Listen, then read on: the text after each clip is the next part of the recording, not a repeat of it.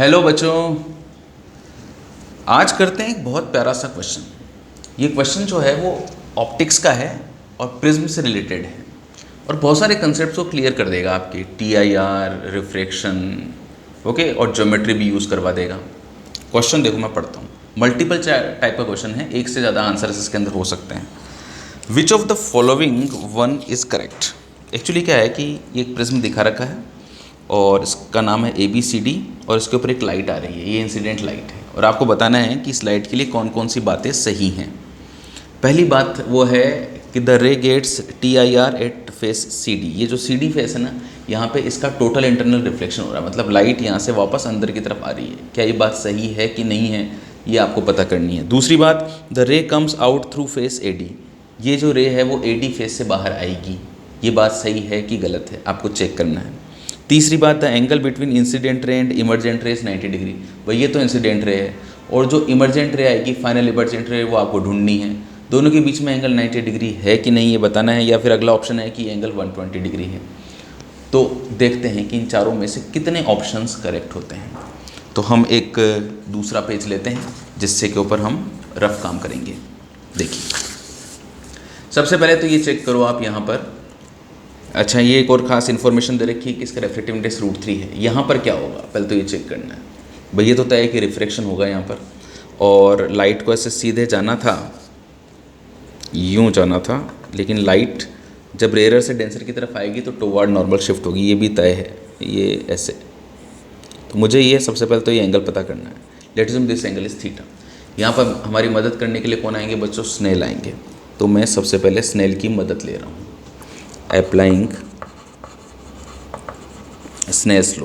भाई देखो, यहीं से चालू होंगे ना, यहाँ से चालू होंगे, फिर अगले फेस की तरफ जाएंगे, फिर अगले फेस की तरफ जाएंगे। Applying Snell's law at interface AB। ये जो AB इंटरफेस है ना, AB इंटरफेस, इसके ऊपर मैं स्नेल्स लॉ लगा रहा हूँ। भाई स्नेल अंकल हमें एक बात बता गए थे कि म्यू इंटू साइन थीटा क्या होता है, कांस्टेंट होता है। एक लाइट कितने मीडियम से गुजरे, म्यू और साइन थीटा का प्रोडक्ट कांस्टेंट होता है। तो यहाँ देखो, यहाँ पे म्यू कितना है, 1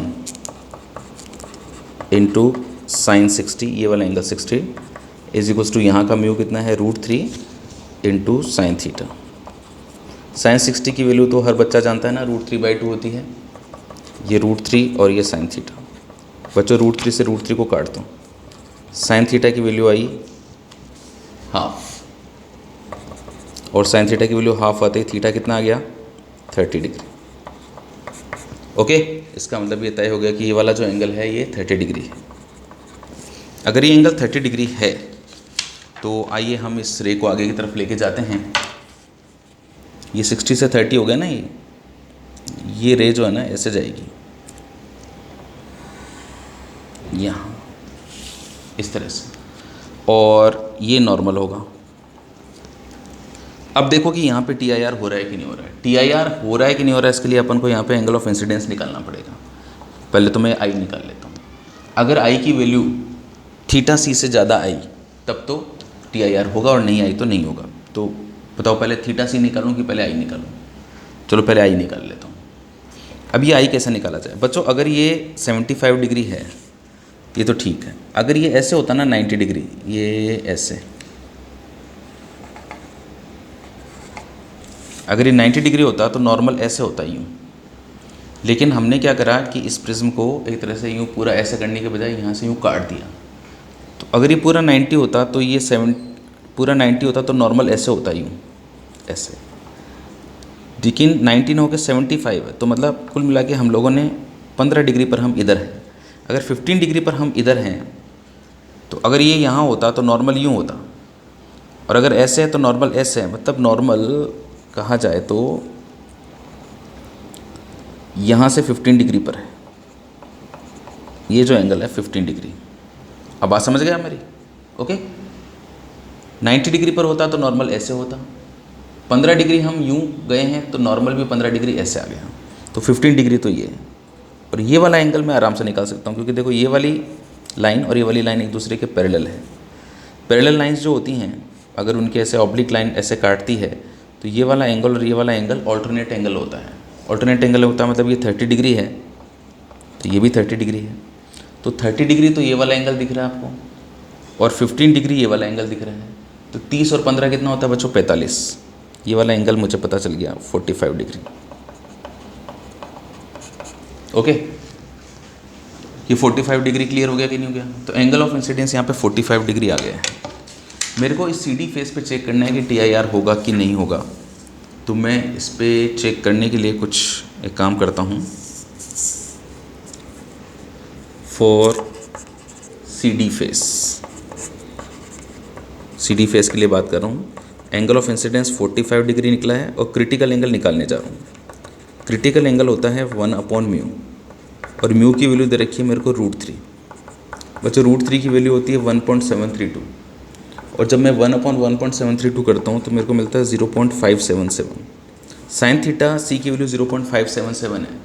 बच्चों साइन थीटा की वैल्यू अगर 0.5 हो, मतलब 1/2, तब ये 30 डिग्री होता है, और 577 है तो 30 डिग्री से थोड़ा सा ज़्यादा है, तो मैं इसको अप्रॉक्सीमेट 35 डिग्री मान लेता हूँ, है ना। अंदाज़ा देखो ना, कहीं ना कहीं अपन को क्या होता है बच्चों, अंदाज़ा भी लगाना पड़ता है। तो थीटा C 35 डिग्री आ गया। तो critical angle 45 degree, theta C 35 degree, इसका मतलब angle of incidence critical angle से ज़्यादा है। और जब angle of incidence critical angle से ज़्यादा है तो भैया TIR होगा, पूर्ण आंतरिक परावर्तन। यहाँ पर TIR होगा। यहाँ पे TIR होने का मतलब है कि ये जो रे है ना वापस इसी मीडियम में लौट जाएगी, और ये जो आपका CD सरफेस है ना एक तरह से मिरर की तरह काम करेगा। TIR होने का मतलब रिफ्लेक्शन हो जाना ही है, एक तरह से इसके लिए मिरर की तरह काम करेगा, और ये TIR हो जाएगा।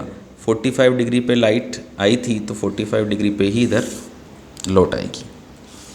तो एक तो तय हो गई बात कि जो आपका पहला ऑप्शन था ना, the ray gets TIR at face CD, तो भाई ये 100% सही बात है, 100% करेक्ट बात है। यहाँ पे TIR हो गया है। अब जब ये लाइट यहाँ पर पहुँची तो ज़रा देखते हैं क्या यहाँ पे दोबारा से TIR होगा।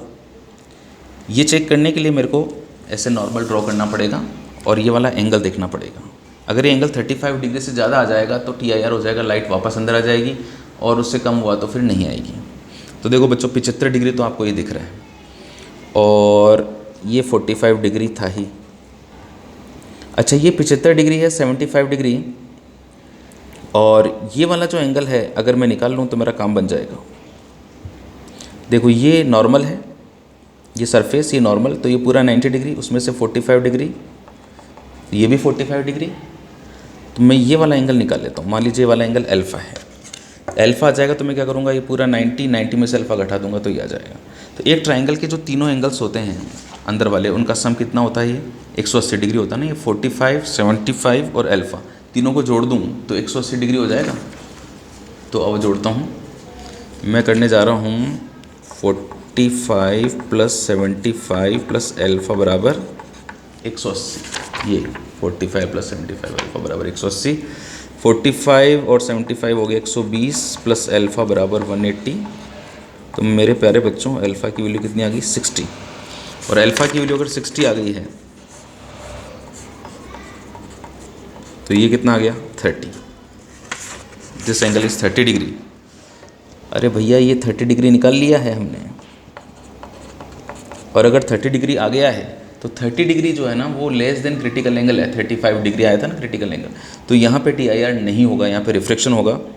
लाइट को जाना तो सीधा था, बट जब रेयर से डेंसर में जाएगी तो it will bend away from normal, ऐसे जाएगी, और ये एंगल जो है मान लीजिए बीटा बनेगा। अभी बीटा की वैल्यू मैं आसानी से निकाल सकता हूँ। ये देखो जो ये कॉम्बिनेशन है ना सेम यही तो है। यहाँ पे जो म्यू है वो यहाँ पे म्यू है, यहाँ पे जो म्यू है वो यहाँ पे म्यू है। तो जब ये 60 था तो ये 30 था, तो अगर ये 30 डिग्री का एंगल है तो ये वाला एंगल कितना होगा? 60 डिग्री होगा। डायरेक्ट निकाल सकते हैं। चाहे तो आप यहाँ पे स्लेश लो लगा दो, चाहे तो आप सिमिलरिटी से निकाल लो। भाई देखो ये 60 और 30 और ये √3 था, तो √3 वाले मीडियम के साथ में ये 30 डिग्री का एंगल, तो इधर एयर के साथ में 60 डिग्री का एंगल हो जाएगा। तो ये तय हो गया कि हमारी लाइन ये जो रे है AD सरफेस से निकलेगी। जो दूसरा ऑप्शन है ना, द रे comes out through face AD, भाई ये 100% करेक्ट बात है, ये यहाँ से निकलेगी। अच्छा अब ये जो लास्ट पूछा गया है मेरे को, उनमें से मेरे को पिक करना है एक सही आंसर कि इंसिडेंट रे और इमर्जेंट रे के बीच में एंगल कितना है। तो देखो ये इंसिडेंट रे है। अगर ये बिल्कुल सीधी सीधी जाती तो ऐसे जाती नहीं, इसको अगर सीधी सीधी जाती तो ये ऐसे जाती। ये इंसिडेंट रे की इनिशियल डायरेक्शन है।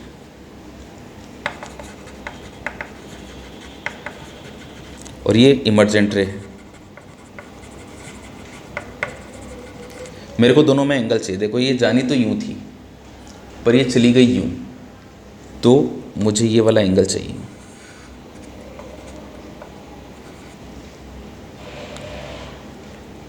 ये वाला एंगल, इसको मैंने डेल मान लिया। डेल निकालना बहुत आसान है। देखो बच्चों कैसे निकालूंगा, मैंने ऐसे मान लिया कि ये 60 है ना, तो ये कितना होगा 30 होगा। अगर ये 30 है तो देखो ये वाली लाइन और ये वाली लाइन पैरेलल लाइन है और ये इसको ऐसे काटती हुई जा रही है, तो ये 30 है तो ये वाला एंगल भी 30 डिग्री होगा। ये एंगल भी 30 डिग्री है। तो अब देखो ये वाली लाइन और ये वाली लाइन ये आपस में ऐसे दोनों एंगल बराबर होंगे, वर्टिकली अपोजिट एंगल्स। तो ये 30 डिग्री है तो ये भी 30 डिग्री हो गया। अब 30 डिग्री तो ये और 60 डिग्री ये, तो ये वाला एंगल अगर मैं निकालता हूँ तो एंगल कितना आएगा 90 डिग्री। तो the angle between incident ray and emergent रे इज़ 90 डिग्री। ये करेक्ट हुआ। इस तरह से मैंने देखा कि चारों ऑप्शंस में से मेरा पहला, दूसरा और तीसरा ये तीनों ऑप्शंस करेक्ट हैं। यहाँ पे TIR हो रहा है, यहाँ पे इधर से रे बाहर निकल रही है और इंसिडेंट रे में और इमर्जेंट रे में एंगल 90 डिग्री का है। मुझे भरोसा आप लोगों ने इस क्वेश्चन के साथ बहुत कुछ सीखा होगा। जुड़े रहिए मेरे साथ यूं ही मेरे YouTube channel physics with Arun Gaur पर और लेते रहिए फिज़िक्स का मज़ा।